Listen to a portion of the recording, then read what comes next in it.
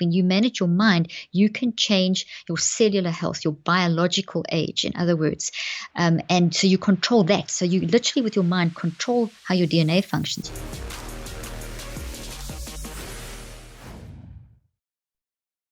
Hey everybody, welcome to Health Theory. Today's guest is best-selling author Dr. Caroline Leaf.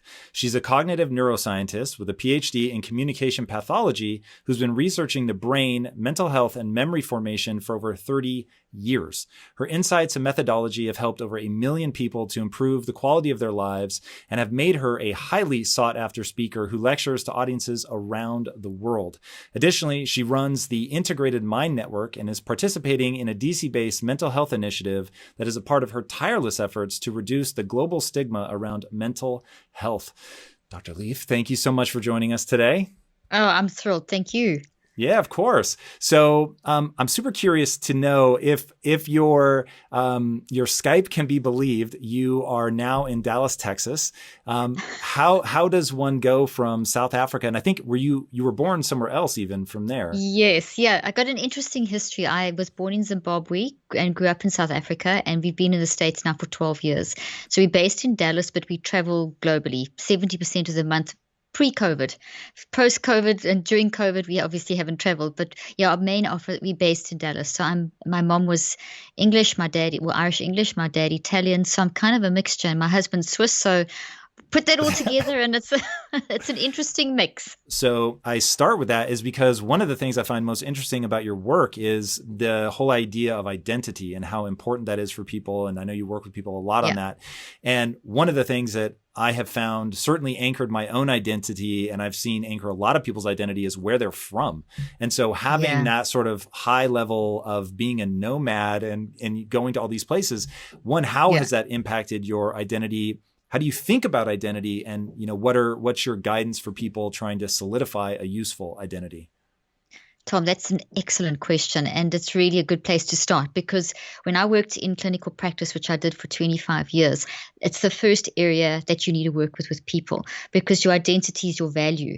So if you know how to manage your identity, you can be absolutely anywhere, and that doesn't throw you. You don't attach your identity to a place, you attach it to yourself, which is a healthy way of doing it. And I think probably the work, it's good I'm glad you asked me about South Africa too, because my initial research was obviously done there, and I would spend 3 days, up to 3 days a week, working in the apartheid era, because this is back in the 80s, in the transition with Mandela coming in, and then post-apartheid. And with this, everything that's going on currently at the moment with racism, I saw firsthand what was happening to people's identity.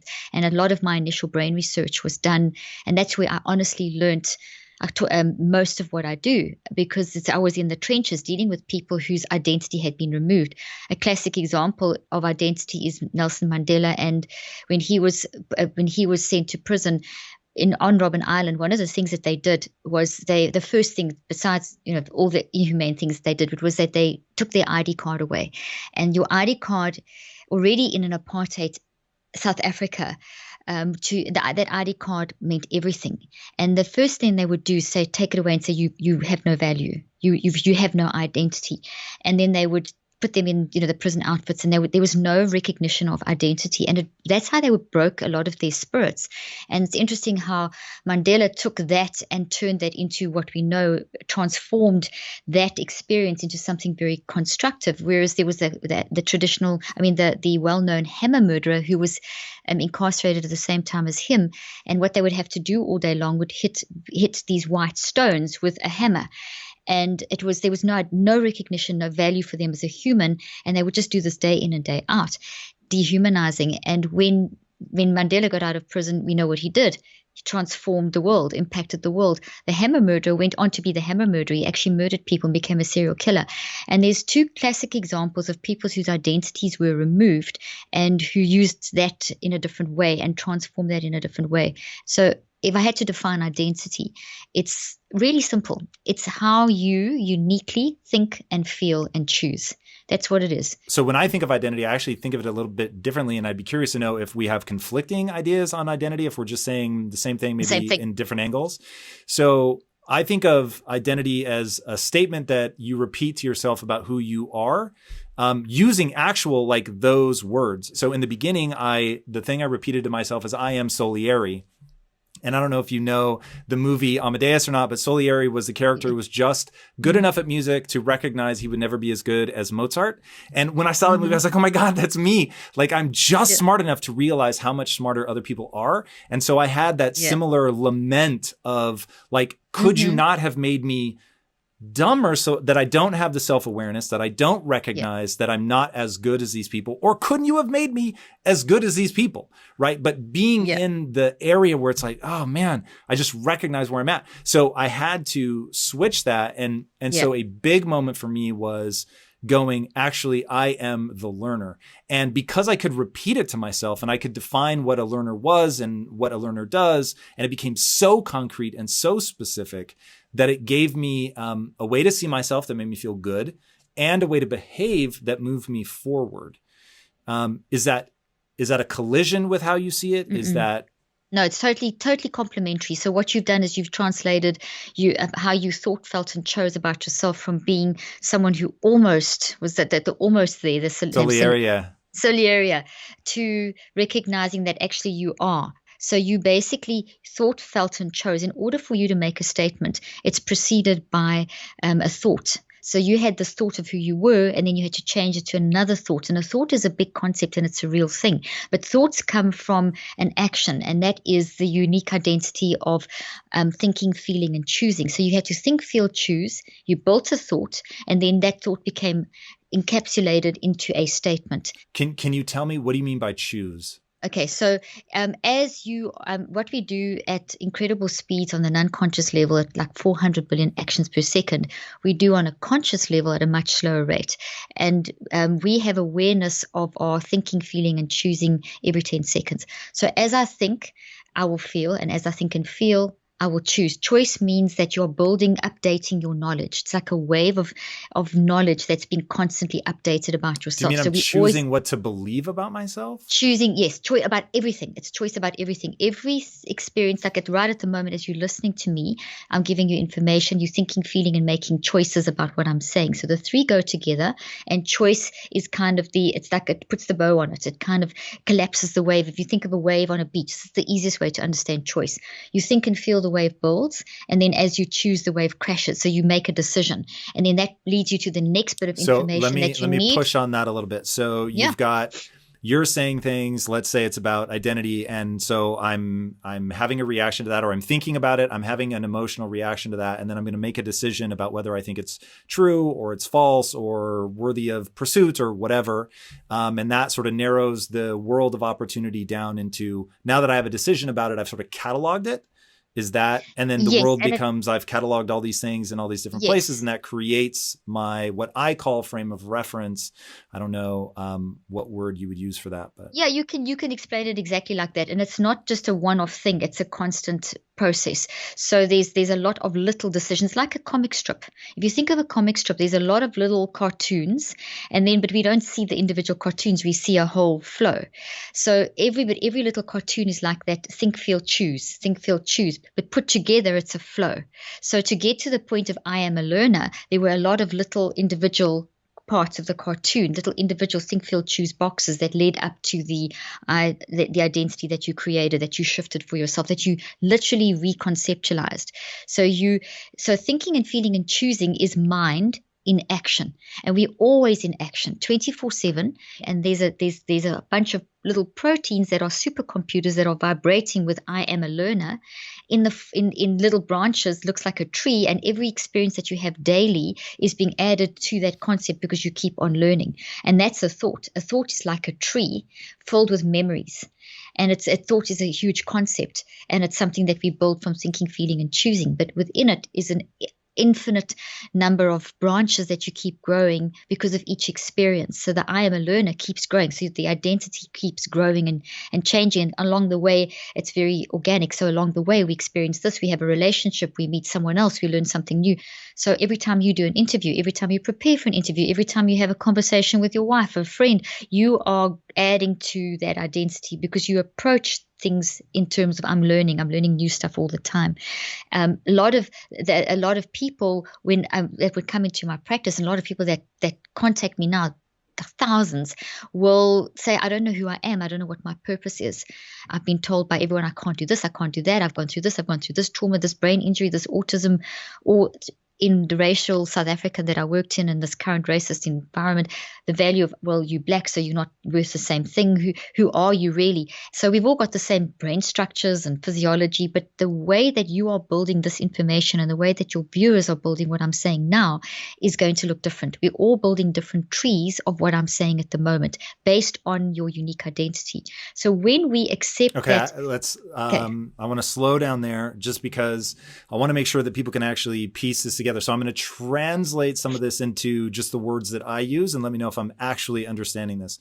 So there's nothing either good or bad, but thinking makes it so, right? The sort of immortal Shakespeare quote, which I think is really brilliant and points to how humans are meaning-making machines. So what I hear you saying is that in every moment, your thoughts ultimately come down to a choice that you're making. I like the word choice. If I'm understanding correctly, I like the word choice. So I had always taken, I'm not as good as other people, and that's just who I am. But once I realized, that's a choice, and I could actually focus I could make a different choice, which is that, my brain is plastic and I can learn. So I'm not as good as them yet. And so the insertion of the word yet became this incredibly powerful, life-changing decision and I've heard you talk about this. In the early days of brain plasticity, it was hotly contested. People were debating it. Is it real? Is it not real? And it was, you can't teach an old dog new tricks. Whatever number of neurons you're born with, that's what you're going to die with. That's it. The brain doesn't make new cells.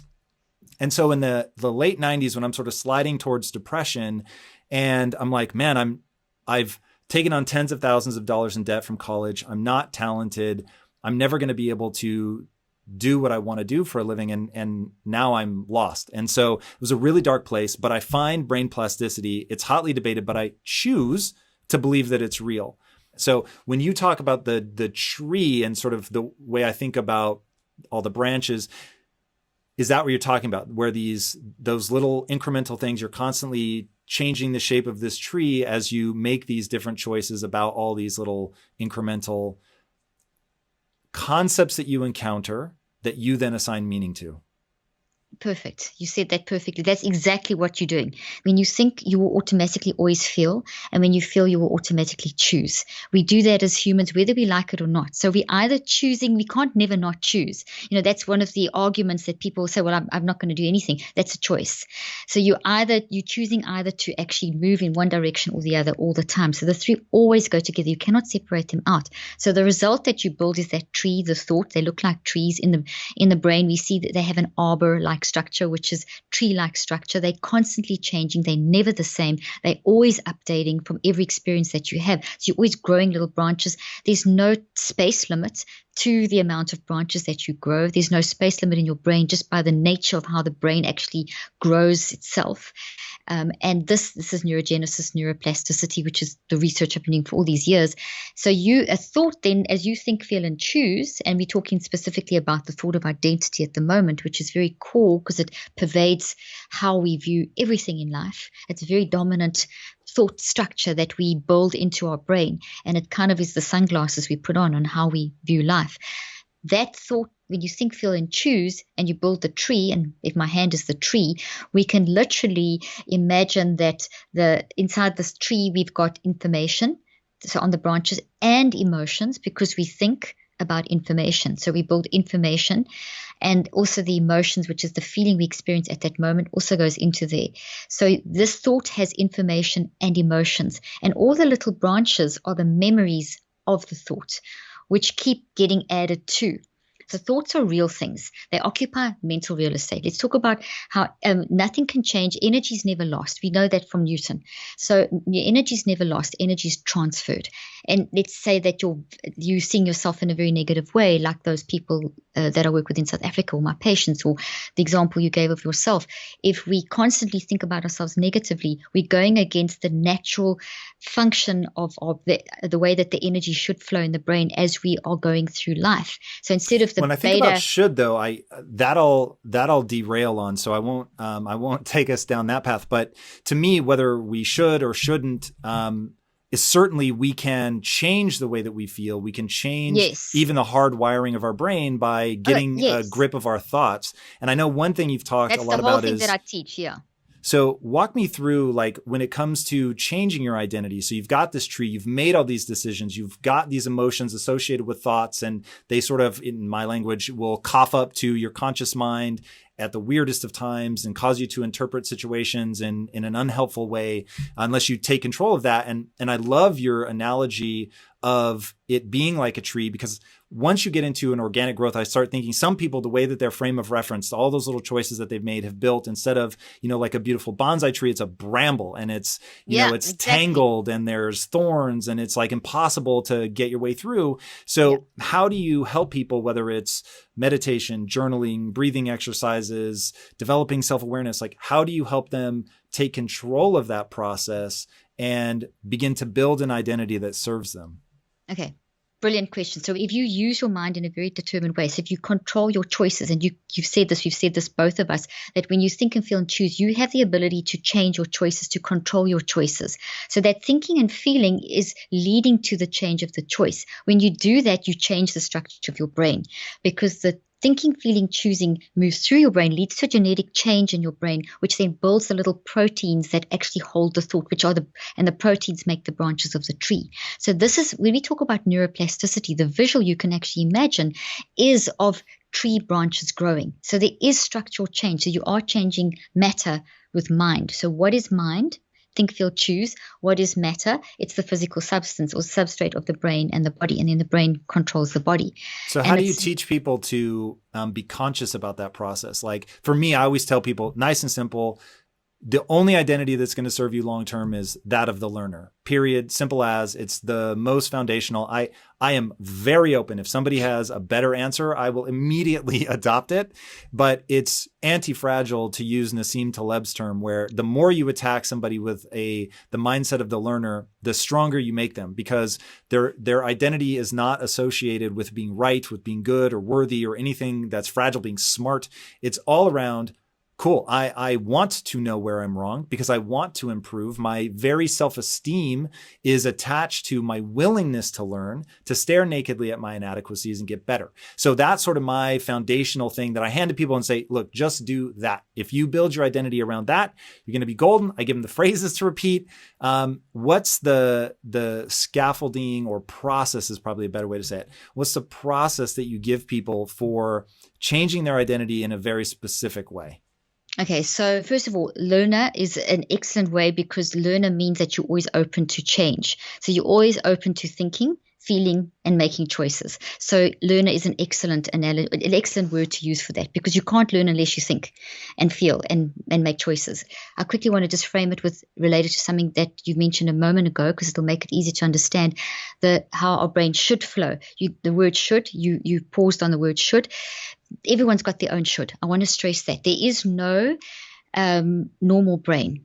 Yale actually brought a study out in 2018, and I stress that all my neuroscience research is done looking at people as individual case studies. So you are your own measure, and the whole mental health movement completely is counter to that, because I'd say the vast majority of the biomedical model, because it doesn't look at the individual as an individual in the context of their story and measure against themselves and look at what they've gone through and what they're going through and the societal, et cetera.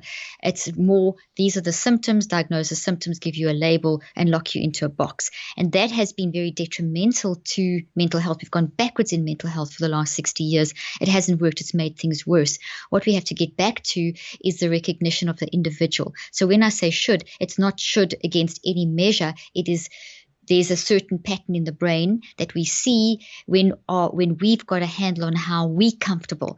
And being comfortable is also being uncomfortable. So maybe you feel depressed, like you expressed that you went through depression. So if you're feeling depressed or anxious, these are not illnesses. These are not limiting illnesses. These are signals that there's something going on in your life that you need to look at. So depression related to identity, I can't achieve what I don't believe I'm ever going to make it. I'm just not good enough for whatever, all that thought of I'm not good enough, had all the little memories of whatever, from whatever experience inside of that.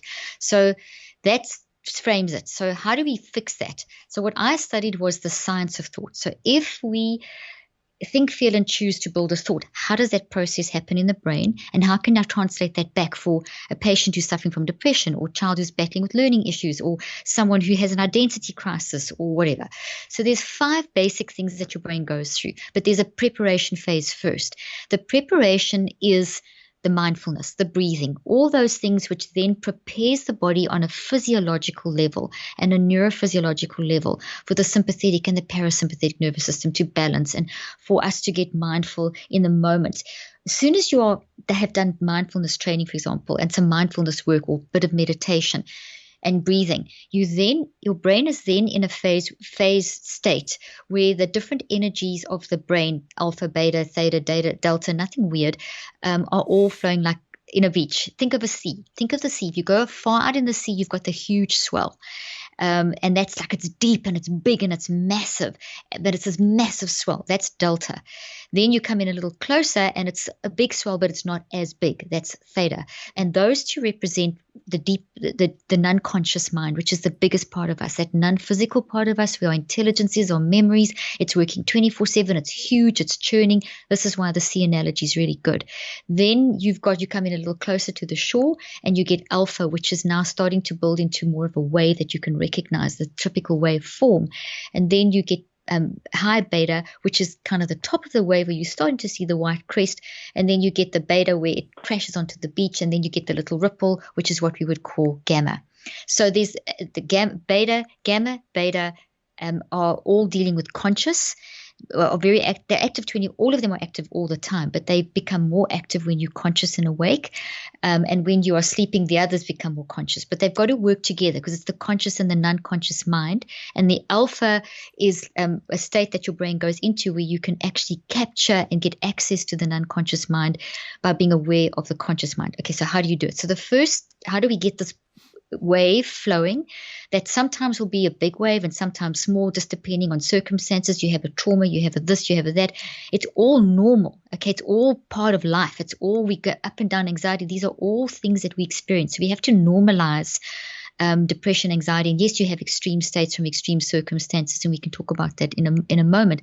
But life is a wave, but it's not a perfect wave all the time. But what we don't want is to become a tsunami or a White River rapid, where it's like overwhelming and you feel like, but even if it does, you can still control it through your choices.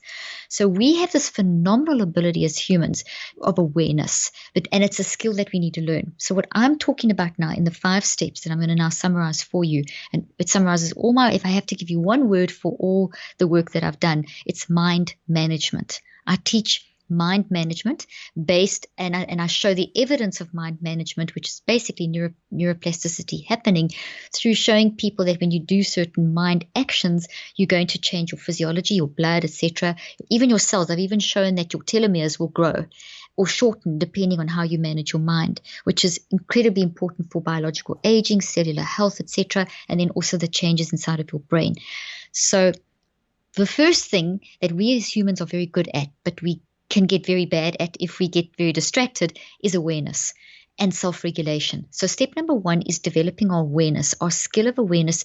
This is something we have to develop, and it's something that needs to be grown, and it's something that you need to teach our kids in schools.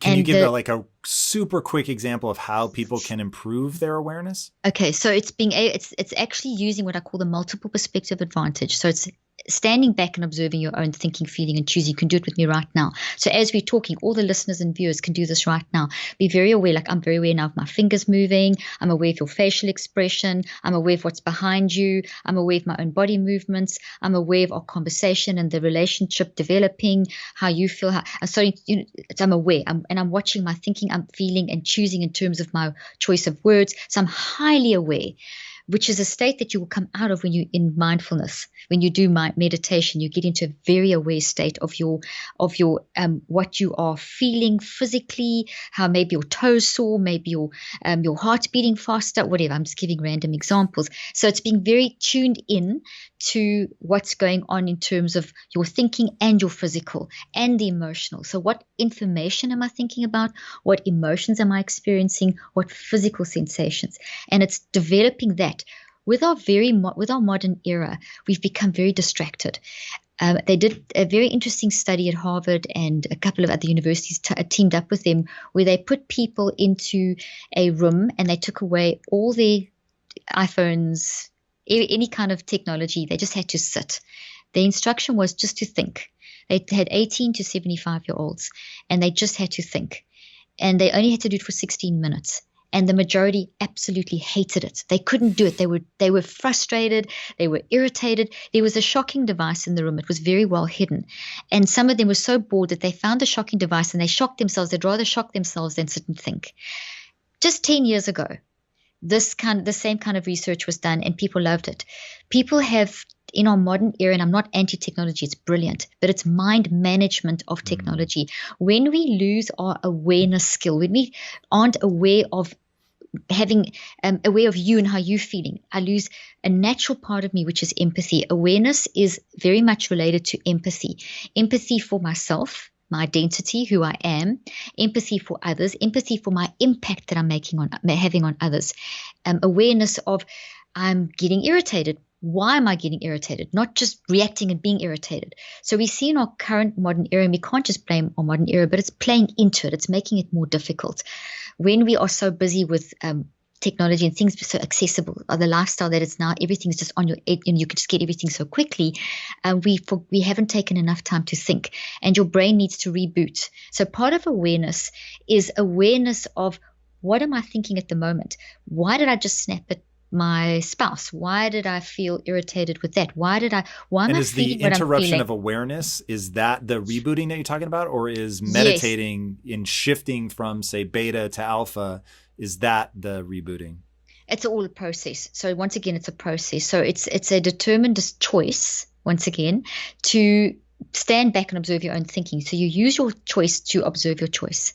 So you're going into, and when people do this, we see massive activity in the frontal lobe, showing that there's a lot of insight happening. So you're watching yourself, almost like the Scrooge movie where he goes and watches himself growing up as a child, where you actually, that movie is a very good analogy of what I'm talking about. That is something we need to develop. It's there in us, but it's something that we have to grow. So awareness is related to that concept. It's also developed through thinker moments, daydreaming, mind wandering, but in a sense where you don't let your mind go off on a tangent, but you have a fixed amount of time where you let your mind, you just do that in the room, just think. Just let your mind think, and to be very aware of your thinking and to notice the intrusive thoughts. 95 to 99% of people have got intrusive thoughts. And I don't know why they say that in the research. It should be 100% because we all have intrusive thoughts. But what they're trying to say is that about 94% of people suffer from intrusive thoughts that are actually debilitating. And then what we tend to do is we don't focus on them and we shove them down. But if you shove something down, it goes back even stronger than it was before. So if you don't deal with something, then it creates a very damaged energy pattern in the brain. So the energy now you're going to get too much delta activity and theta activity, and that means that when you go to sleep at night, you won't go into the non-REM sleep, which is your deep sleep, for example, and you have to get enough of that sleep in order to release growth hormone factors, in order to release telomerase for cells. A million different things go on. So if we don't manage our minds, I'm just giving a couple of examples, and awareness is the first step, and awareness is all 5 steps are about the management, right? All of them. And okay, even so I won't derail us. So number 1, we've got awareness, and then number 2? Number 2 is reflection. So, but before awareness comes preparation. So never forget, we prepare. We set our brain and body with the meditation, breathing, etc. Awareness then is this whole becoming aware of what you're thinking, feeling, and choosing. A quick example before I go into reflection. Let's say that let's take your example. So now you became aware of that you were actually seeing yourself as someone who almost was good enough, but not good enough kind of thing. That was this thought concept. And then you had all these examples and you even gave it a label. So that's the first thing. If we use just identity as an example, these 5 steps can be applied to anything you're going through. whether it is a toxic habit, a toxic trauma, an identity issue like we're talking about now, just the day-to-day managing life. You can use these 5 steps because it's mind management. It's how you control your thinking, feeling, and choosing to make sure your brain obeys you. Stays online so that you can manage the next moment and not react, that you can be proactive in your reactions and not reactive, because the reactive will cause brain damage, and you can fix it, but then it's more work. So we can always fix a trauma. We can always fix a bad decision. So, we don't have to beat ourselves up about that, but we can also learn to be more proactive. So the first step is the awareness. Second step is reflection. Reflection is, why did I even think that in the first place? What were the root causes of the reason that you felt like that about yourself? And I've heard your story before, and there's a lot of stuff that you went through as a child that you could track that back to. And if you ask yourself why you thought that, which is the reflect step, it wouldn't come out straight away. It's going to take you at least 63 days. It's going to take you at least 9 weeks. Minimum, it could take you. Why 63 days? So neuroplasticity, it happens in various different cycles. The overarching cycle is that it takes 21 days to build a long-term memory, to get what we call a gamma peak, which is the evidence that learning has actually taken place. So I'm coming to your word of learning, because I love the word learning. Learning is what I've used for years. So that's why I love that you use that word. So it takes 21 days to learn to build a long-term memory. Now, long-term memory means I've built a tree with information and emotions, and it's there, it's in my brain, and I can use it. But if I don't stabilize it, it's like a little plant. If I don't water, it won't grow. So it's built, but it's not accessible. So within 48 hours or even shorter, or maybe within a few days, I know I learned that stuff, but I can't access it. So I have to get it to a deeper level of accessibility. I have to make it accessible memory. I have to automatize it. And the simple word for that is I've got to turn it into a habit. And that takes at least another 2 cycles of 21 days to turn a new thought tree into an accessible memory, that it becomes a behavioral change. So you wouldn't have done the I'm a learner overnight. No one can transform their identity overnight. It's the cartoon strips. It's going to be a little bit every day. So therefore, we see certain time points with neuroplasticity where we see a change happening. Day 4, day 7, day 14, day 21, day 42, day 63. Very clear what we would see gamma peaks in the brain showing that neuroplasticity is happening, that changes are happening. Very exciting, because it's evidence that even if you don't consciously feel like you're changing, we have the evidence that on your non-conscious level, which is always 10 steps ahead of your conscious level. In fact, it literally is 10 seconds before you're conscious of anything. Your non-conscious is already sending you messages to your subconscious via warning signals of, you feel agitated, or you feel your heartbeat, some sort of physical, some sort of sensation. One of the craziest examples of that is people they have brain damage that stops them from forming long-term memories. So a doctor will go in, put a pin in their hand, shake hands with this person jumps back. Why'd you poke me? Oh yeah, sorry about that. They come back in sometimes like 3 minutes later, very briefly, they go to shake their hand and the person will refuse, but they can't form long-term memories. So they'll ask them, oh, why don't you shake my hand? And they'll give you a BS answer. Oh, people that wear lab coats and make me nervous. I don't like to shake hands with people because of germs, whatever. But the reality is they are not shaking your hand because subconsciously somewhere they have actually tracked that you had that pin in your hand. And so there was a sort of emotional memory formation that doesn't reach the conscious part. So you don't have a logical explanation, but the brain is so desperate to have a story that's cohesive and makes sense that people will cough up these like super random and not at all true reasons for why they don't shake hands. That has always blown me away. I know, it's fascinating. That actually totally happens. So that person was going through that shock. They literally have experienced, they thought, they went through their little cartoon strips, think, feel, choose 40 times a second, conscious, whatever, the whole process, 400 billion actions per second on the non-conscious, and they built a tree. So it was all on the non-conscious level, because that's where the work is. That's where you're consciously experiencing, but you push it into your unconscious. So you have your instantaneous memory where you build a temporary short-term memory, and that you bring them back in the room, and that's what they're operating from. Bring them in 3 weeks later, or even 72 hours later, there's a good chance, unless you've reinforced it sufficient times, you wouldn't have, the memory would denature. The protein tree converts to heat energy. But if you sustain it, what we see through learn to learn, you have to do repeated little bits every single day. And then you get it to the point of the 21 days, and thereafter you keep on moving. So when I worked in cycle at schools, I would arrange their education cycles in cycles of 3, so that you would do your testing at 3 weeks, 6 weeks, 9 weeks, so that you keep building and building and building layer upon layer upon layer a little bit every day. If you're doing trauma work, like you're working through some really major toxic trauma, even identity, which can be very traumatic, is you do very limited time in the day. So if it's brain building, like schoolwork or learning something, there's no limit to how much time you spend. The more you spend, the better. It builds resilience in your brain, incredible for mental health. But when you're trying to deal with a toxic thing, like a toxic mindset, like I'm not good enough, I'm just never going to reach that level, that you had to shift, that you keep to around between 7 and 30 minutes a day. Why? Because of the emotional load.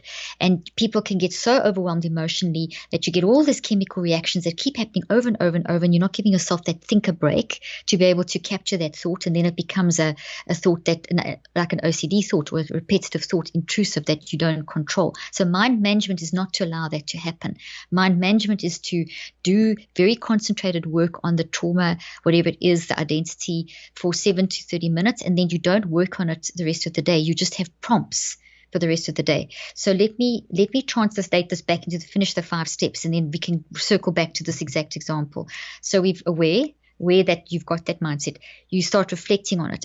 And so in day 1 of 63 days, you would have day 1, you discovered this one little branch on the tree, and the next day another 5 little branches, and then that reminds you of these little. So each day it builds a little bit. We've heard so much about how habits build. This is the science behind habit formation that I'm describing. You're actually growing the extra little branches, and you're making connections across different parts. Oh, that happened there, that happened there. That's why, and you're building it into this network in your brain. You're building this big oak tree that then has all these, like the roots. You know, the root system of trees tends to go, think of it in San Fran, the huge, what are those trees called? Those massive trees. Their root systems the redwoods. The redwoods, thank you. Their root systems are very much like our brain. They grow across, they cross into each other, and that's what happens as you reflect. So in your reflect stage, you are drawing on all the experiences and building it into a new cohesive tree. Then it's important that you also that you then write. So the third step is we genetically write. As we choose, the wave crashes. We switch on and off genes. And when that happens, proteins are made. And those are the proteins that are the little computers that hold the thoughts. That's why I say thoughts are real. Thoughts aren't these ethereal, weirdo things. Thoughts are real, physical things that occupy mental real estate, like a house occupies physical real estate in land, and you build them, you control them, you change them, you can add to them, they are always able to be updated. Every experience updates them. So your tree by now, because this is quite a few years back, is pretty big, because you've now constantly learned and you've shown yourself. You now have your identities very clear. So across your brain, your sunglasses are now of your identity are of one of I am a learner.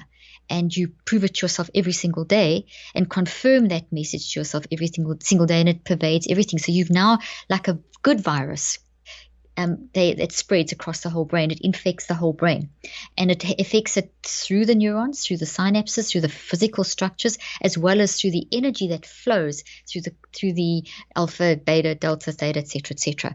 And you kind of work out, and then you'll have something will happen. It'll knock your identity. Someone will say something. You question yourself. You'll have a little wobble, and that's great. You embrace it. So there's awareness. Now I'm aware that there's something. I feel this person said this. It's made me feel this about my identity. Let me reflect on that. It's become aware. Let me reflect. Okay. So I jumped ahead a little bit there to give you an example of those 2 steps, but you need to write this down. So when we write, we all know about journaling, and everyone goes on and on about writing. It's real. Writing does the most phenomenal stuff in the brain. You literally put your brain on paper, but one of the best ways of writing is to just, when you're trying to work through stuff, is to just pour your thoughts on a page. It doesn't have to be neat. The more messy, the better. So when you write, you actually allow a release of energy. You allow the parts of the brain that are called the basal ganglia, that are like in the middle of the brain, like directly behind your eyes, in the middle, between your eyes and your nose, deep down.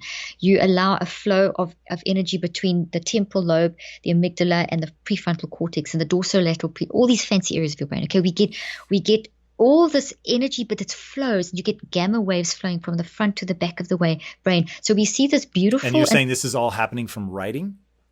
It's from all of these steps building up. But writing allows a free flow of energy. So writing. Do you want people to do those 3 steps like literally time sequentially? So I sit down, I prep myself, I'm meditating, I'm developing the awareness, I'm reflecting on it. Now I'm journaling. And so this is maybe over 20 or 30 minutes. Okay. Yes. So then what's step 4? Step 4 then is recheck. So now you've written and you've got all this stuff down, and it's normally a huge mess, and that's better. That's great. Whatever. Just pour it out. That releases all this energy. You start pulling up stuff you don't even know is there. Then recheck is to look at what you've written and try and reconceptualize it, see it differently, redesign it. What have I said? What am I saying? It's like when they do an autopsy on someone to try and find out what the cause of death was. That's what you're doing. You're doing an autopsy. What I'm talking about is brain surgery without the blood. You literally are doing brain surgery. You're pulling a thought up through awareness. You are dissecting it and starting the autopsy process through reflection. You're putting that down on paper in your written point so that you can now look at what you've identified, and now you are looking in the recheck, you're trying to make sense of that. What are the patterns?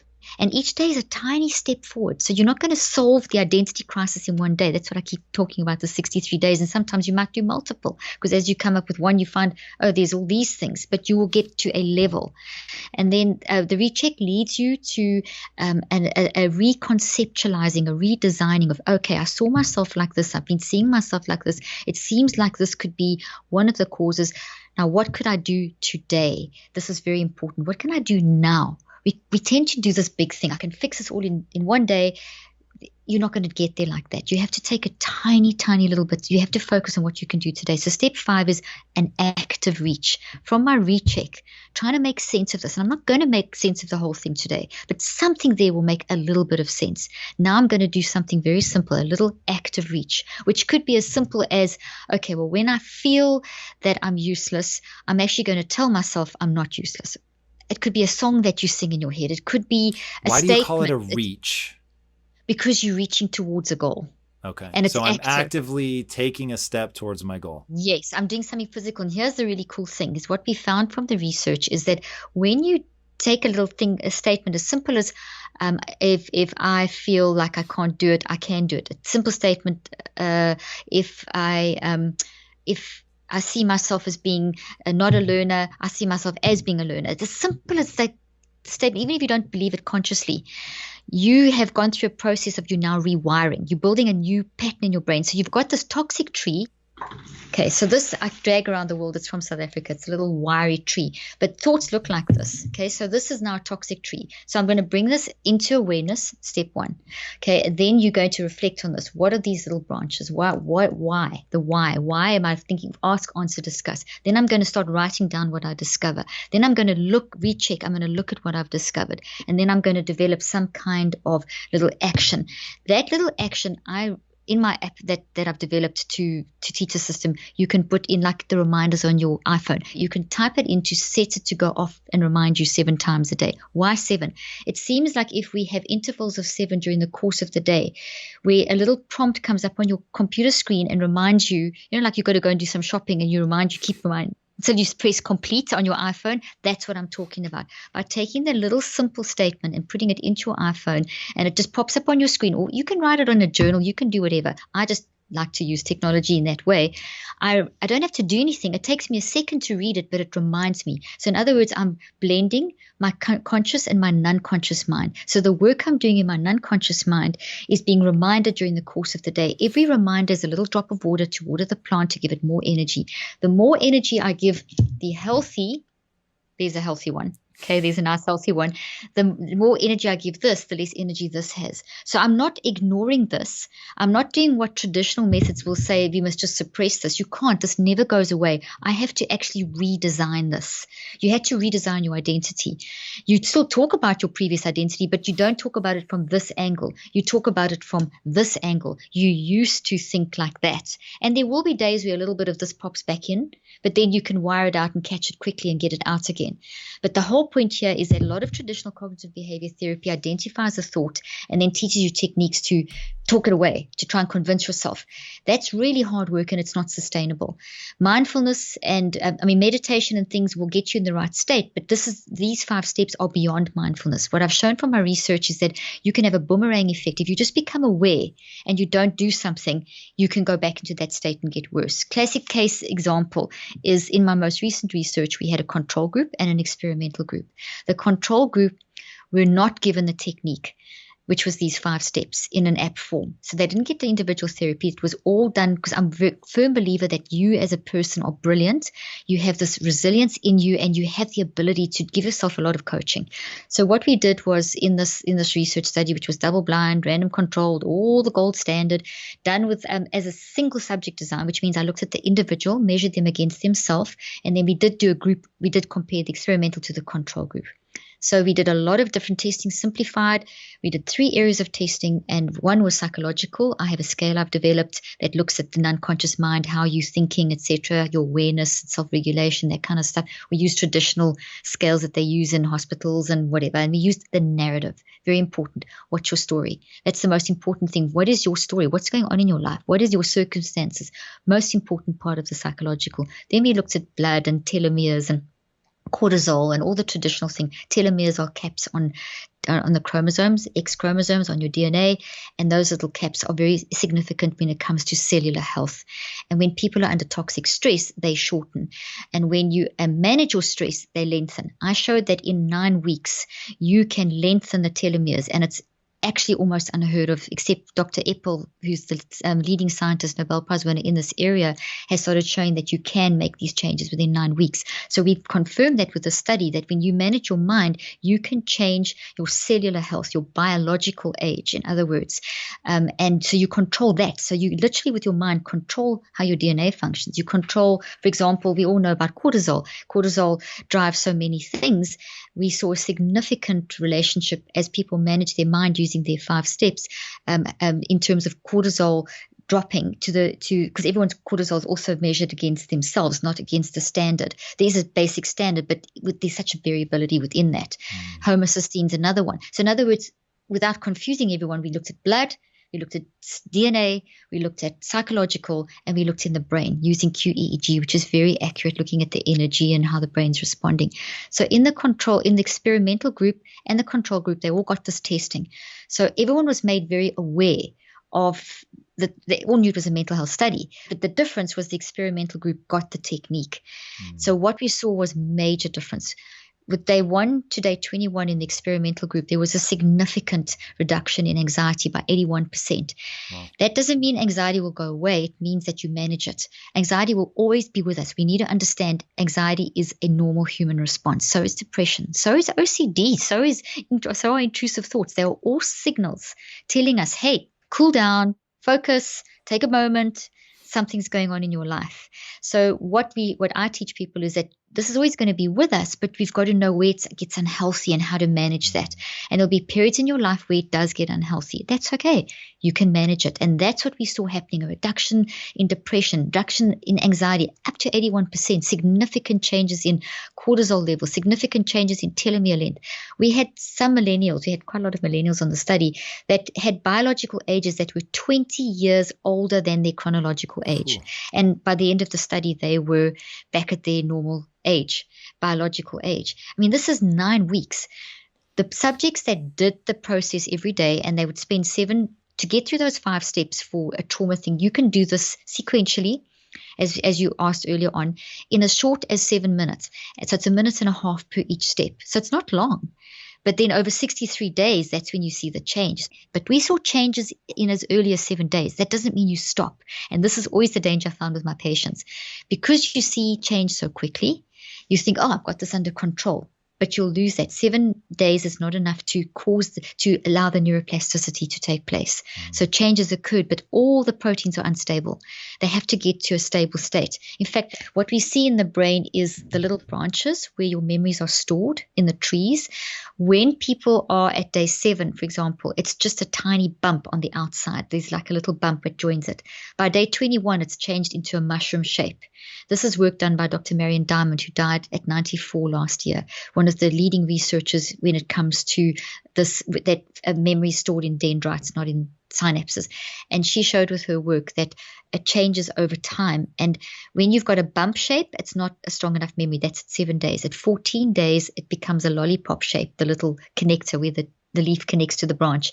And then by day 21, it's a mushroom. And it's only when it's mushrooms that we can start automatizing, building the habit, making something useful inside of us. How many times do people say, okay, I'm going to do this wellness course, I'm going to read this book, I'm going to do that thing? You teach people about goals all the time. Whatever wellness change, whatever food change, diet change, exercise change, business goal, but to make your brain learn that, to put it into the conscious, subconscious, non-conscious, to a point where you can actually utilize it, it's going to take you have to go through the proper brain system. And that's pretty much what I've researched. That's mind management in a nutshell. Nice. Well, that was incredible. Thank you so much for walking us through that. That is a lot of life lessons, research, everything put into a nice, simple formula. So thank you so much. Pleasure. Guys, if you haven't, she's got a whole world of stuff. She's written several books on topics about memory and mind management and getting this all together. So take a look. If there's anything that you're struggling with and you can put that 5-step process to the use, do it for sure. Getting your mind under control is a shared obsession that you and I have. Yes. You guys will all benefit greatly from it. Dr. Leaf, thank you so much for being with us today. I really appreciate it. And guys, if you haven't already, be sure to subscribe.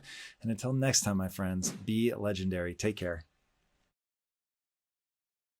Thank you guys so much for watching and being a part of this community. If you haven't already, be sure to subscribe. You're going to get weekly videos on building a growth mindset, cultivating grit, and unlocking your full potential.